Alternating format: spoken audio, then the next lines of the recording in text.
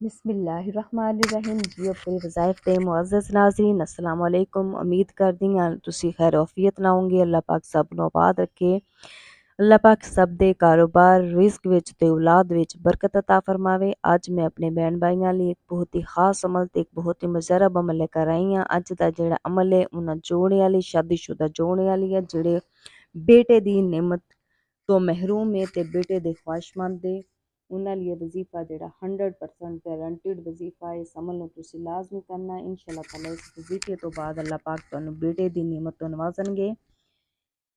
ਇਹ ਤੋਂ ਪਹਿਲਾਂ ਮੇਰੀ ਤੁਹਾਡੇ ਤੋਂ ਗੁਜ਼ਾਰਿਸ਼ ਹੈ ਜੀਓ ਕਰੀਬ ਵਜ਼ਾਇਫ ਤੇ ਅਗਰ ਤੁਸੀਂ ਨਵੇਂ ਆ ਤੇ ਪਲੀਜ਼ ਚੈਨਲ ਨੂੰ ਸਬਸਕ੍ਰਾਈਬ ਕਰ ਦਿਓ, ਵੀਡੀਓ ਨੂੰ ਲਾਈਕ ਕਰ ਦਿਓ ਤੇ ਅੱਲਾਹ ਤਾਲਾ ਦੇ ਕੋਈ ਜਚਾ ਨਾਮ ਲਾਜ਼ਮੀ ਕਮੈਂਟ ਕਰੋ। ਅੱਜ ਦਾ ਜਿਹੜਾ ਅਮਲ ਹੈ ਇਹ ਮੇਰਾ ਅਜ਼ਮੁਦਾ ਅਮਲ ਹੈ। 13 ਸਾਲ ਤੋਂ ਬਾਅਦ ਅੱਲਾਹ ਪਾਕ ਨੇ ਇਸ ਅਮਲ ਦੇ ਨਾਲ ਮੈਨੂੰ ਜਿਹੜਾ ਹੈ ਬੇਟੇ ਦੀ ਨਿਮਤ ਤੋਂ ਨਵਾਜ਼ਿਆ ਹੈ। इस लिए इस अमल तुसी लाजमी करना वा। ये अज दा अमल है, सूरह मुहम्मद दा अमल है। अल्लाह पाक ने कुरान पाक विच हर दुनिया दी जितनियां भी मुश्किलात है परेशानियां उन्हां दा हल रखिया है। सूरह मुहम्मद जेह्ड़ी मेरे नबी पाक सल्लल्लाहु अलैहि वसल्लम सूरह मुहम्मद जेह्ड़ी है नबी करीम सल्लल्लाहु अलैहि वसल्लम दे नाम तो मंसूब है।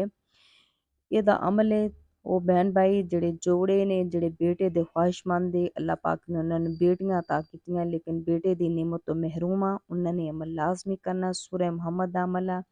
ਦੱਸੇ ਗਏ ਤਰੀਕੇ ਦੇ ਮੁਤਾਬਕ ਤੇ ਤਦਾਦ ਦੇ ਮੁਤਾਬਕ ਤੁਸੀਂ ਅਮਲ ਨੂੰ ਕਰਨਾ ਹੈ। ਇਹਨੂੰ ਅੱਛੇ ਤਰੀਕੇ ਨਾਲ ਸਮਝ ਲੈਣਾ ਹੈ। ਤਰੀਕਾਕਾਰ ਕੁਛ ਇਸ ਤਰ੍ਹਾਂ ਹੈ ਕਿ ਤੁਸੀਂ ਨਮਾਜ਼ ਫਜਰ ਅਦਾ ਕਰਨੀ ਹੈ। ਨਮਾਜ਼ ਫਜਰ ਜਿਹੜੀ ਉਸ ਤੋਂ ਬਾਅਦ ਤੁਸੀਂ ਸੂਰਹ ਮੁਹੰਮਦ ਪੜ੍ਹ ਲੈਣੀ ਹੈ। ਇੱਕ ਦਫਾ 11 ਦਿਨ ਇਹ ਤੁਸੀਂ ਕਰਨਾ ਹੈ ਅਮਲ। 11 ਦਿਨ ਤੁਸੀਂ ਸੂਰਹ ਫਜਰ ਨਮਾਜ਼ ਫਜਰ ਤੋਂ ਬਾਅਦ ਜਿਹੜੀ ਹੈ ਸੂਰਹ ਮੁਹੰਮਦ ਜਿਹੜੀ ਹੈ ਪੜ੍ਹਨੀ ਹੈ।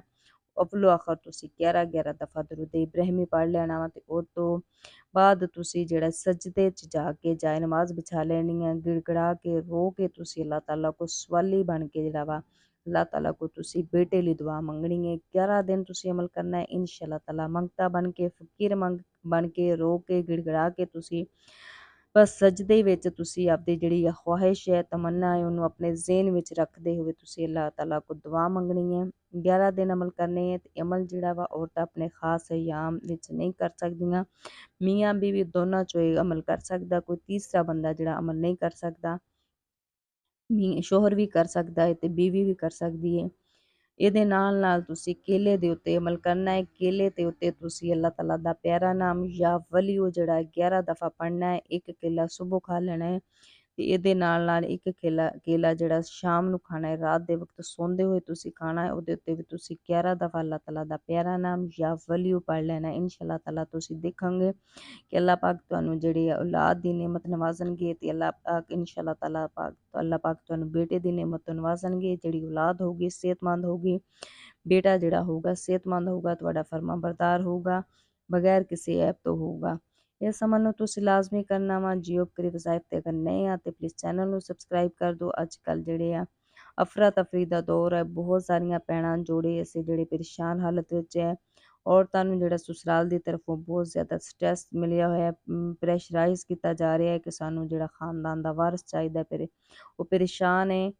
ਤੇ ਔਰਤਾਂ ਜਿਹੜੀਆਂ ਜਿਨ੍ਹਾਂ ਨੂੰ ਬੇਟੀਆਂ ਹੈ ਤੇ ਬੇਟੇ ਨਹੀਂ ਹੈ, ਜਦੋਂ ਉਹਨਾਂ ਨੂੰ ਮਤਲਬ ਇੰਨੀ ਜ਼ਿਆਦਾ ਟੈਨਸ਼ਨ ਲਈ ਹੋਈ ਹੈ ਕਿ ਬੇਟੇ ਦੀ ਵਜ੍ਹਾ ਤੋਂ ਔਰਤਾਂ ਜਿਹੜੀਆਂ ਜ਼ਹਿਨੀ ਮਰੀਜ਼ ਬਣ ਜਾਂਦੀਆਂ, ਖੁਦਕਸ਼ੀ ਤੱਕ ਦੀ ਨੌਬਤ ਕਰ ਲੈ ਤੱਕ ਆ ਜਾਂਦੀ ਹੈ। ਤੇ ਤੁਸੀਂ ਪਰੇਸ਼ਾਨ ਬਿਲਕੁਲ ਨਹੀਂ ਹੋਣਾ। ਸੂਰਹ ਮੁਹੰਮਦ ਦਾ ਅਮਲ ਕਰਨਾ ਹੈ ਤੁਸੀਂ ਨਮਾਜ਼ ਫਜਰ ਤੋਂ ਬਾਅਦ ਤੇ ਉਹਦੇ ਨਾਲ ਨਾਲ ਅੱਲਾਹ ਤਾਲਾ ਦਾ ਪਿਆਰਾ ਨਾਮ ਜਿਹੜਾ ਯਾ ਵਲੀਯੂ ਇਹਨੂੰ ਤੁਸੀਂ ਕੇਲੇ ਦੇ ਉੱਤੇ ਅਮਲ ਕਰਨਾ ਵਾ। ਇਨਸ਼ਾ ਅੱਲਾਹ ਤਾਲਾ ਤੁਸੀਂ ਦੇਖੋਗੇ ਅਜ਼ਮੁਦਾ ਅਮਲ ਹੈ, ਮੁਜਰਬ ਅਮਲ ਹੈ, ਮੇਰਾ ਆਪਣਾ ਅਜ਼ਮਾਇਆ ਹੋਇਆ ਅਮਲ ਹੈ। 13 ਸਾਲ ਤੋਂ ਬਾਅਦ ਅੱਲਾਹ ਪਾਕ ਨੇ ਮੈਨੂੰ ਬੇਟੇ ਦੀ ਨਿਮਤ ਤੋਂ ਨਵਾਜ਼ਿਆ ਹੈ।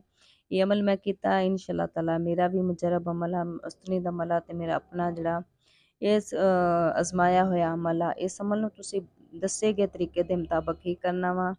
ਇਹਦੀ ਤਾਦਾਦ ਵਿੱਚ ਤੁਸੀਂ ਹੇਰ ਫੇਰ ਨਹੀਂ ਕਰ ਸਕਦੇ। ਇਹ ਮੀਆਂ ਬੀਵੀ ਆਪ ਹੀ ਅਮਲ ਕਰ ਸਕਦੇ, ਕੋਈ ਤੀਸਰਾ ਬੰਦਾ ਅਮਲ ਨਹੀਂ ਕਰ ਸਕਦਾ। ਇਹਦੀ ਹਰ ਆਮ ਖਾਸ ਇਜਾਜ਼ਤ ਹੈ। ਇਸ ਅਮਲ ਨੂੰ ਤੁਸੀਂ ਲਾਜ਼ਮੀ ਕਰਨਾ ਹੈ। ਇਸ ਅਮਲ ਨੂੰ, ਇਸ ਤਸਬੀਹ ਨੂੰ, ਇਸ ਵਜ਼ੀਫੇ ਨੂੰ ਤੁਸੀਂ ਸਦਕਾ ਜਾਰੀਆ ਸਮਝ ਕਰ ਆਪਣੇ ਬਾਕੀ ਭੈਣ ਭਾਈਆਂ ਨਾਲ ਵੀ ਸ਼ੇਅਰ ਕਰ ਸਕਦੇ ਹਾਂ।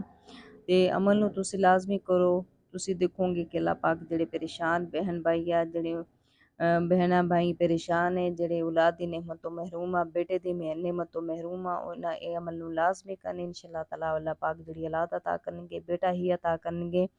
ਤੋ ਜਿਹੜਾ ਬੇਟਾ ਉਹ ਤੁਹਾਡਾ ਫਰਮਾਂ ਬਰਦਾਰ ਹੋਗਾ, ਬਗੈਰ ਕਿਸੇ ਐਪ ਤੋਂ ਹੋਗਾ, ਬਗੈਰ ਕਿਸੇ ਬਿਮਾਰੀ ਤੋਂ ਐਪ ਤੋਂ ਪਾਕ ਹੋਗਾ।